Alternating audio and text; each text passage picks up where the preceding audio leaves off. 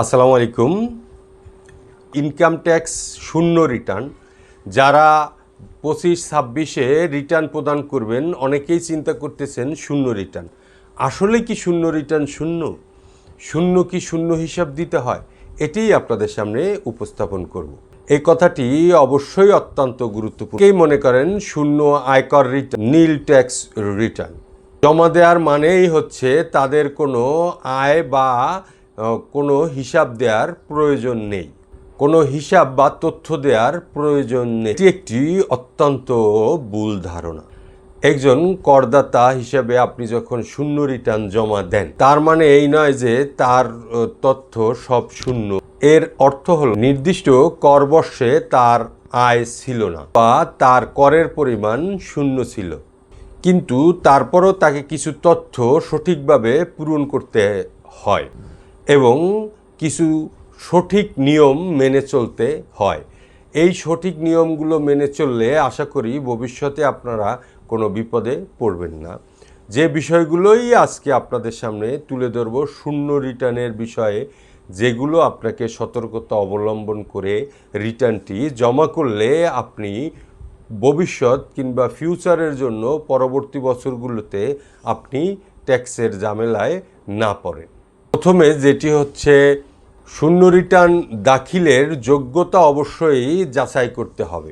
সর্বপ্রথম যেটি করতে হবে সেটি হচ্ছে আপনি আসলেই শূন্য রিটার্ন দাখিল করার যোগ্য কিনা, কিংবা এই বছরে আপনি শূন্য রিটার্ন দাখিল করবেন কিনা। সাধারণত যাদের করযোগ্য আয়, বেতন, বাড়ি ভাড়া এবং সিকিউরিটি সুদ, অন্যান্য আয় করমুক্ত আয়ের নিচে থাকে, তারাই সাধারণত শূন্য রিটার্ন। যদি আপনার আয়, করবর্ষের আয় করমুক্ত আয়ের সীমা অতিক্রম করে, এই সীমা অতিক্রম করার ফলে আপনি শূন্য রিটার্ন প্রদান করতে পারবেন। দ্বিতীয়ত, আপনি সকল আয়ের খাতগুলো উল্লেখ করুন যাতে করমুক্ত হয়ে থাকে, যেমন কৃষি আয়, সরকারি বন্ড থেকে আয়, পেনশন এবং ভাতার অংশ থাকতে পারে। সেই সকল আয়গুলো অবশ্যই শূন্য রিটার্নে আপনি। তৃতীয়ত, আপনার যে সম্পদ এবং দায় আছে এগুলো আপনি সঠিকভাবে উল্লেখ করুন শূন্য রিটার্ন জমা দেওয়ার ক্ষেত্রে। আপনি যে করবর্ষে যে ব্যয়গুলো করেছেন সেই ব্যয়গুলো আপনাকে সঠিকভাবে উল্লেখ করতে হবে শূন্য রিটার্নের ক্ষেত্রে, নইলে পরবর্তী বছরে হয়তো ট্যাক্স অফিস আপনাকে নোটিশ করতে পারে যে আসলে আপনি শূন্য রিটার্নের ক্ষেত্রে এই ব্যয়গুলো সঠিকভাবে তুলে ধরেছেন। এরপরে যেটি হচ্ছে, আপনি শূন্য রিটার্ন দাখিলের জন্য আপনি প্রয়োজনীয় কাগজপত্রগুলো সংগ্রহ করুন, যেমন বেতন বিবরণী, সিকিউরিটি সুদ, বাড়ি ভাড়া থেকে আয়, এগুলো ইত্যাদি।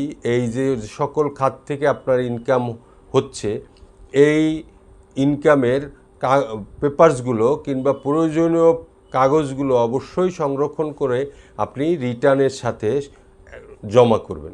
শূন্য রিটার্ন জমা করলেও আয়কর অফিস থেকে অবশ্যই আপনি প্রাপ্তি স্বীকারপত্রটি আপনি আপনার কাছে সংরক্ষণ করবেন, যাতে পরবর্তী বছরে কেউ কোনো অফিস যদি দেখতে চায় কিংবা আপনাকে নোটিশ করে কিংবা আপনার নিজের প্রয়োজনেও আপনি যে কোনো জায়গায় এটি সাবমিট করতে পারবেন কিংবা প্রদান করতে পারবেন। এই যে আপনি রিটার্নটি প্রদান করেছেন সেটির আপনার অ্যাকনলেজমেন্ট স্লিপটি অবশ্যই আপনি আপনার কাছে সংরক্ষণ করবেন। অবশ্যই ভুল তথ্য প্রদান থেকে আপনি বিরত থাকবেন। সঠিক তথ্য দিয়েই আপনি আপনার রিটার্নটি পূরণ করে আয়কর অফিসে জমা করবেন। সেটি শূন্য রিটার্ন হোক, ট্যাক্স দিয়েই হোক, অবশ্যই আপনি সঠিক তথ্য দিয়ে আপনার রিটার্নটি পূরণ।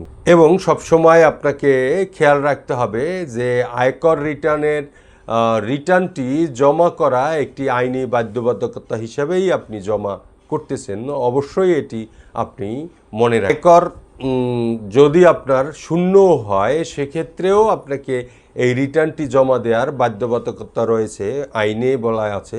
প্রতি বছর আপনাকে সঠিক সময়ে আয়কর রিটার্নটি অবশ্যই জমা করতে হবে।